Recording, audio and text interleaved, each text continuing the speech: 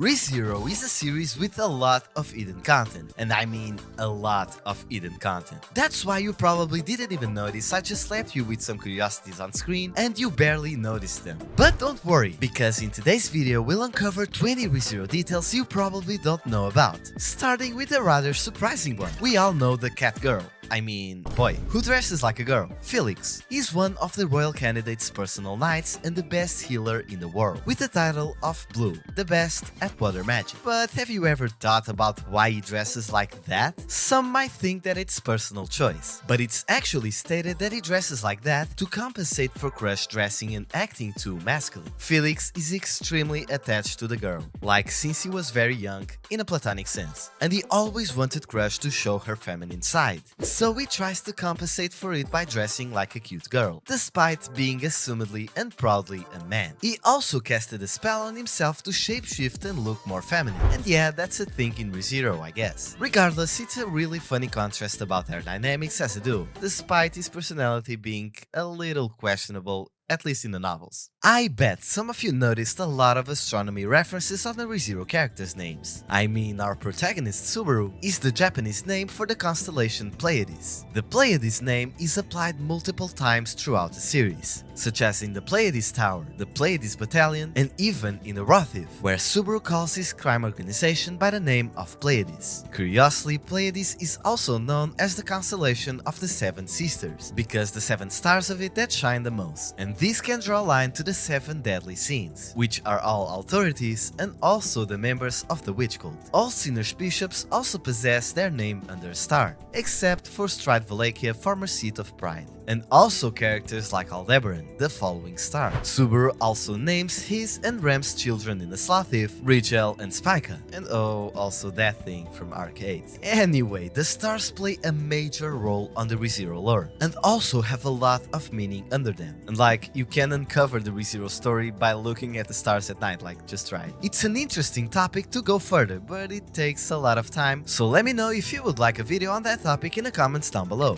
But Tape, the author of ReZero, did not limit himself to simple stars and constellations, as the witches' names also possess other really interesting references. All witches, with the exception of Satella, are named after an asteroid and a mythological being. Echidna, for example, no, it's not the animal or Knuckles. It's the name of a large moon that orbits the scattered disk 42355 Typhon, which is the Witch of Pride. The mythological Echidna was a half-woman and half-snake monster, known for being the mother of many monsters from Greek mythology. Interesting, huh? Snakes are often associated with greed in some religions, and being the mother of many monsters speaks for itself, as Echidna is seen as the mother/creator of some of the strongest beings in the series, like Beatrice, Sphinx, and Puck. Yet another topic that could get a lot of research and a video made out of, as there are so many good relations and theories you can make out of this. But did you ever wonder what would happen to Subaru if he was never teleported to the ReZero world and stayed on Earth? Well, in a Q&A the author already answered that, and he said this: if he never went to the other world, he would get scolded by Kenichi, his father, around the time he would graduate high school and would withdraw from being a hikikomori, the Japanese term for those who due to certain circumstances become recluses in their parents' homes, unable to go to work or school for a long period of time. Kenichi would then support Subaru by adapting him in his workplace. After about 2 years, he would enter university, graduate as a loner, become a working adult, and with stability of those reasonably essential qualities, he would honestly be living a life of a full-fledged member of society. And then he would cling on to a kohai with a heart like Ram that finds his incompetence cute. They would have a happy marriage, and then he would live a suitably happy life until he died. And what would happen to the people in the ReZero world if Subaru wasn't there? Well, that's a matter for another video, because there's a lot to uncover there. Spoiler alert, it might be already in production. So why not subscribing to the channel right now so you won't miss it? Obviously, if you enjoy the content, it helps me a lot, so go ahead and do it.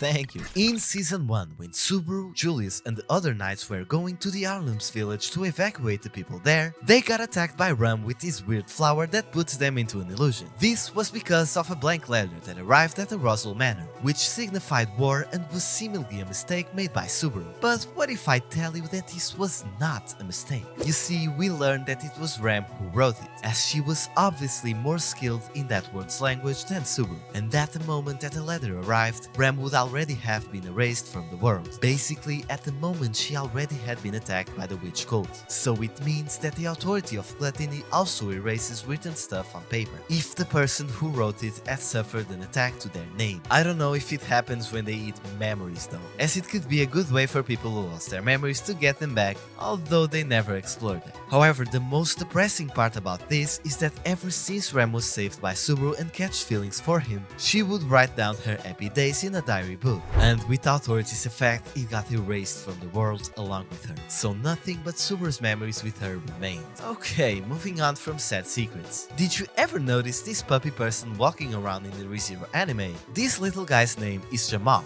and he's a dog demi-human. He can be seen in the first episode right when Subaru gets teleported to the world, then in episode 12 when Emilia and Subaru stop by the Apagai's store, and in the illustrations of the light novel as well. But you are probably wondering, why is he even important? Well, Shamov is basically a little Easter egg that the author refers as the fluffy guy that walks by. Many believe that the puppy is his own insertion into the story, although the author's nickname is the Grey Cat, and you probably know who I'm talking about. So it could even be what? The illustrator Otsuka?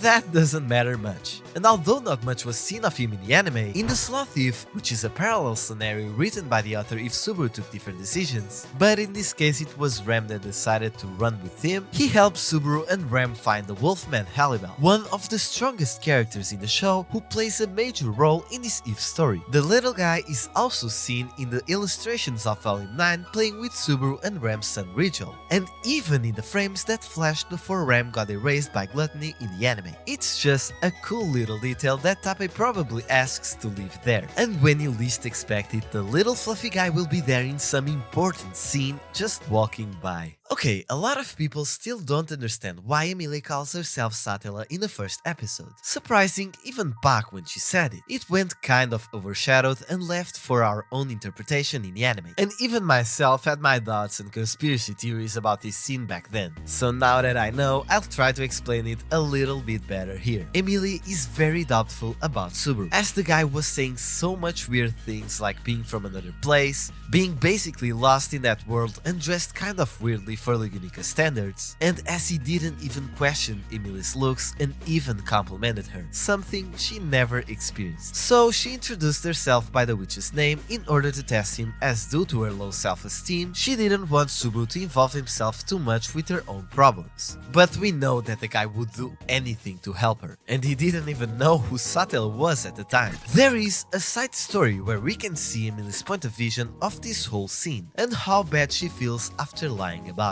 It's actually very traumatizing the fact that she dies on this loop with the resentment of lying to the only guy who showed no fear or hate towards her appearance as a half-elf with silver hair, being unable to even apologize for it. Okay, I said we were moving on from sad secrets and I just hit you with one. So let's cover a chill one now. There is this funny scene of Subaru where he talks to us in episode 3, telling us to pay attention to his fight against Elsa. This guy already got his belly cut 2 times by this woman and still manages to joke around mid-fight. He's insane. During his first months in this parallel world, he would often self-insert as the protagonist, and see how much he grew up from that persona to actually accomplish things he would only see in manga and anime, despite being powerless. This happens occasionally with characters in the novel, kind of breaking the fourth wall, especially with the ones that came from Earth. It's also funny how many jokes he makes that only we the reader will understand, while all the other characters around him think he's reciting folklore from his homeland or something. Which leads us to this next curiosity, the anime references. We already talked about how much of a geek this guy is, and I have to tell you, there are so many funny anime and manga references he does does in that world. For example, it literally referenced a Konosuba scene in the movie Memory Snow. Exactly at 13 and 53 seconds, you can see the scene he's thinking on screen. When he arrives at Bristella, a city divided by 4 rivers, he literally mentions One Piece, saying that the districts should be named like East or West Blue. And he also thinks about it like Water 7. Not only that, but he literally says that the water dragons look like Shenlong from Dragon Ball. Another one can be found in Arc 7, where Subaru sees a city covered in huge walls. And he obviously thinks about Attack on Titan, asking if a Titan would come out of the wall. At the end of Arc 8, Subaru literally recites the same words as Gojo from Jujutsu Kaisen, throughout heaven and earth. I know, it's about Buddha, but JJK just claimed that line for itself, little joke. But the outright creepiest one yet is about Hunter x Hunter. This happened in Arc 6,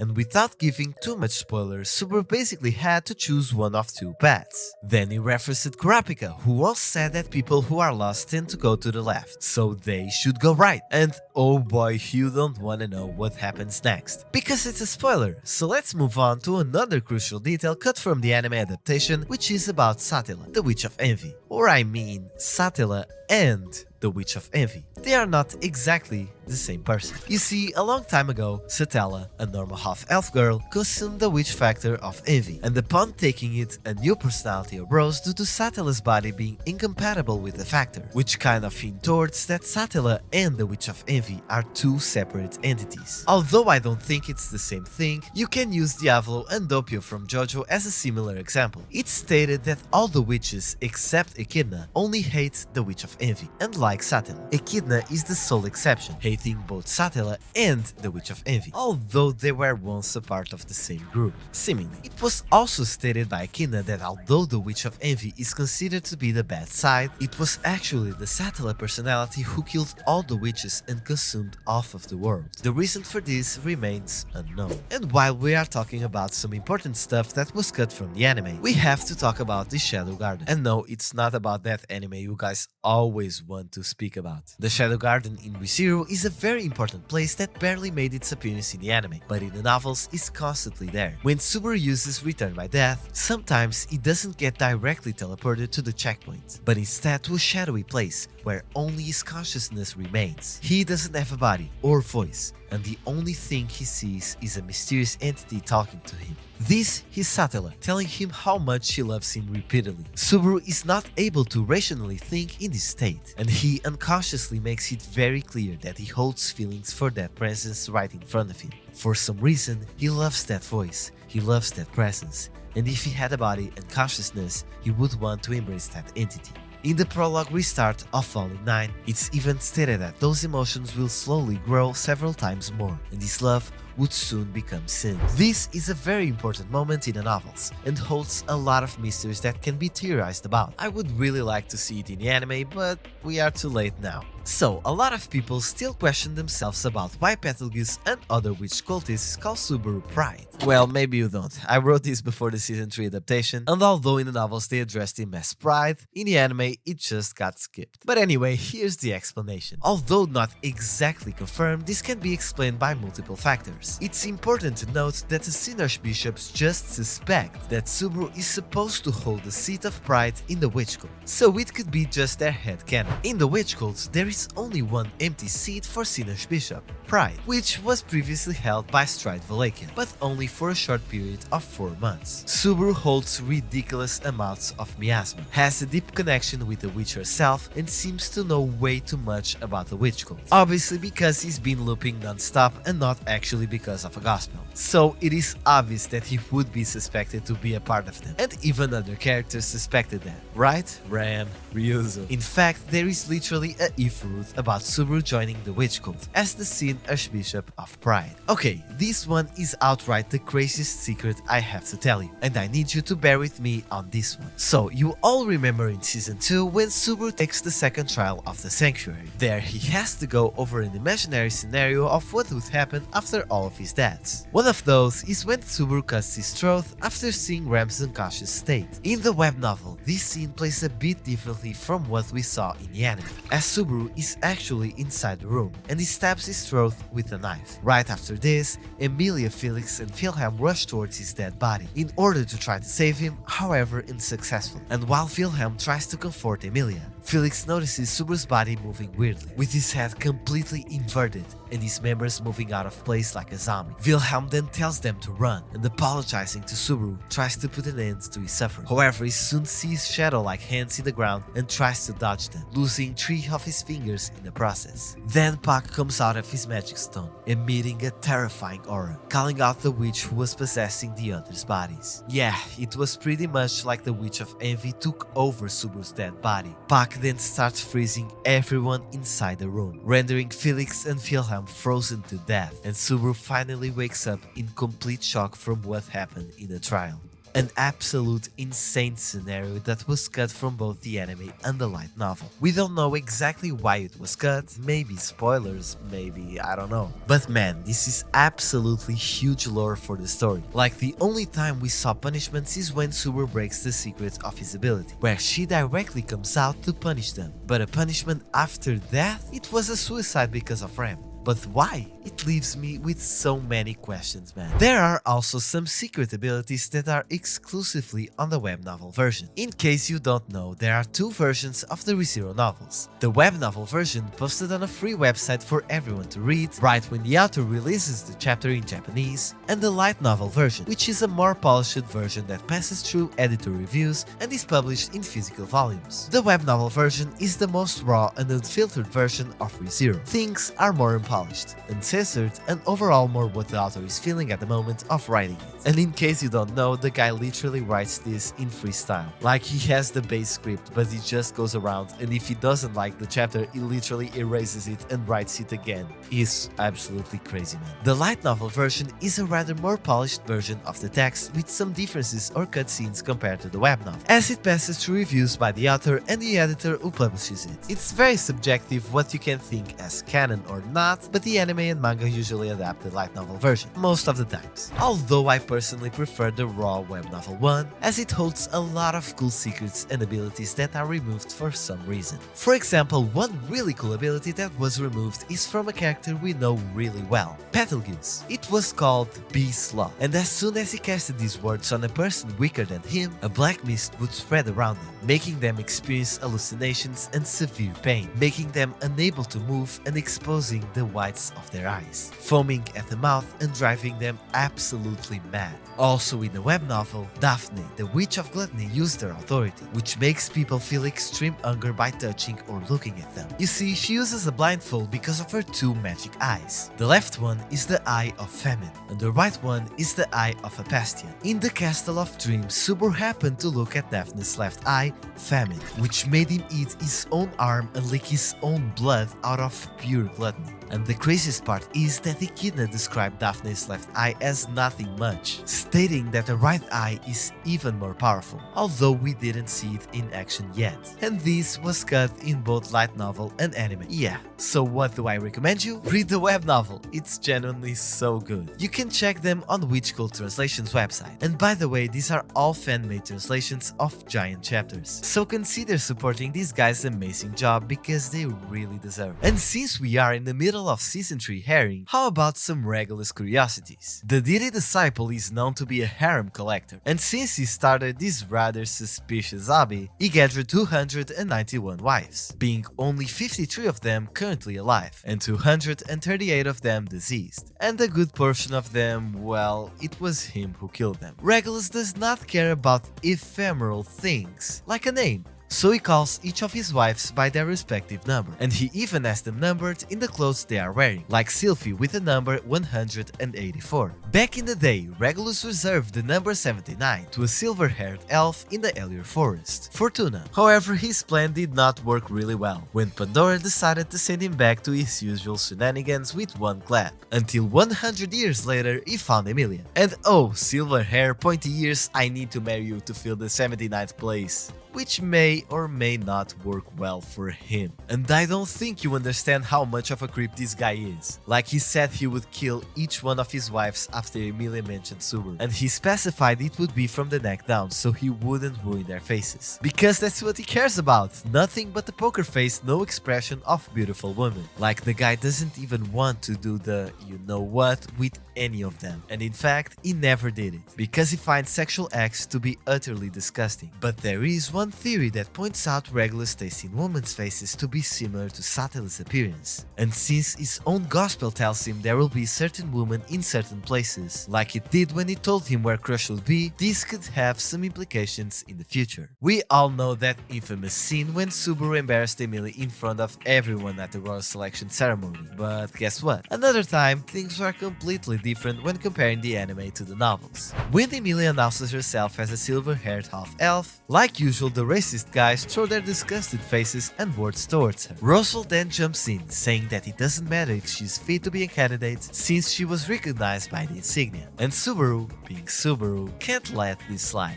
He stands his ground, and this is where things change. Subaru ticks off Roswell enough to launch an all-go at him in the middle of the ceremony, but then Pac swoops in to save Subaru, and then goes on threatening everyone in the room for what they were doing against Emilia. But the fact was that this was all a setup by Roswell and Pac, to show that Emilia has the power to wipe out all of the room if she wanted to, except maybe the red-haired guy. But here's the twist, she doesn't want to appear as a tyrant, and this situation prompts her to say that naturally. She just wants to compete fair and square despite her appearance. Yeah, you could take hints about how manipulative Roswell already was, but it's actually very funny how the racist old heads get frozen, upon seeing the Beast of Ends threatening them. And let's be honest, they actually deserved it. Yet another really cool thing that was hidden from the anime but is very important to the story is another failed clone of Ryuzu. When explaining the replicas and the immortality experiment performed by Echidna, Ryuzu mentions that there was a first clone into which Echidna attempted to insert her own soul.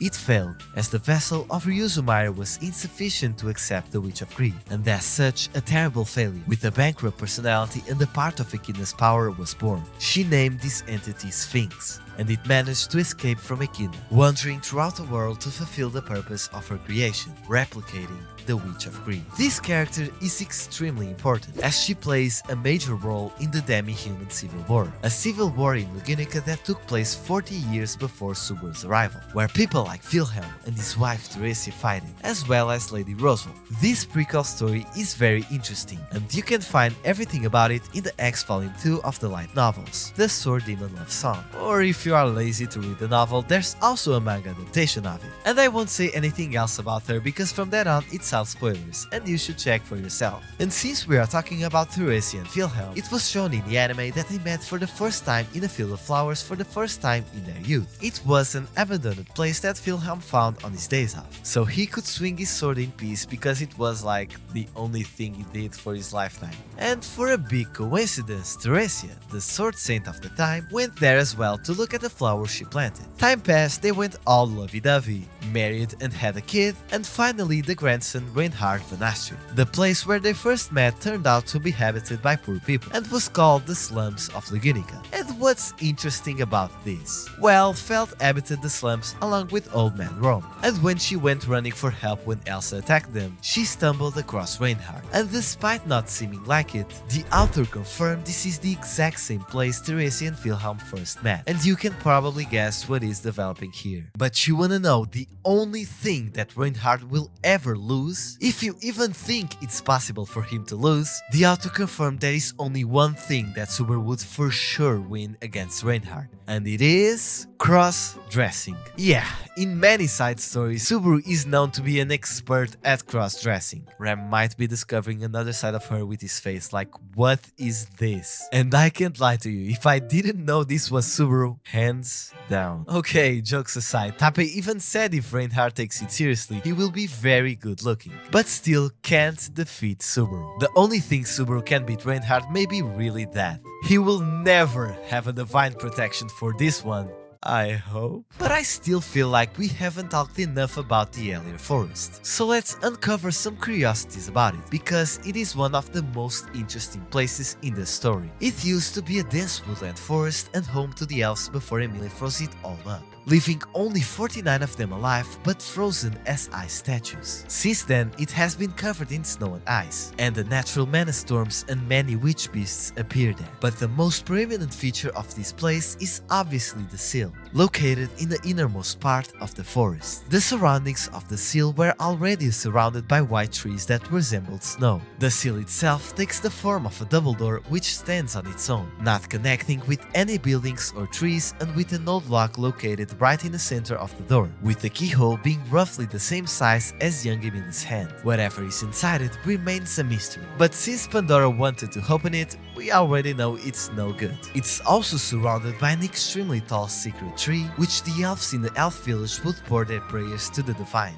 Its existence was treasured and revered by everyone in the village, and Emilia ended up frozen within its trunk when she froze the Elior forest. Curiously, Archie, the guy who seemed to be very close to Emilia as kind of an older brother, is named Archie Elior, the same name as the forest. And what's even crazier about him is that the author refused to answer a Q&A that questioned an alleged return of Archie. You see, his death was not explicit in either anime, manga or novel, but we saw that he was captured by the Black Snake's poison. Sure, he lost a leg to avoid the poison, but what happened after that? Did he die, or did he perhaps survive? No 5 big booms for him? Could he be someone relevant like another witch cultist, like there wasn't enough yet? I'ma leave that for you to theorize about. And with that, we come to the end of this video. But hold on, you want more ReZero facts? Watch this one next with more 15 details you may or may not know about. Other than that, thank you so much for watching, and I see you there.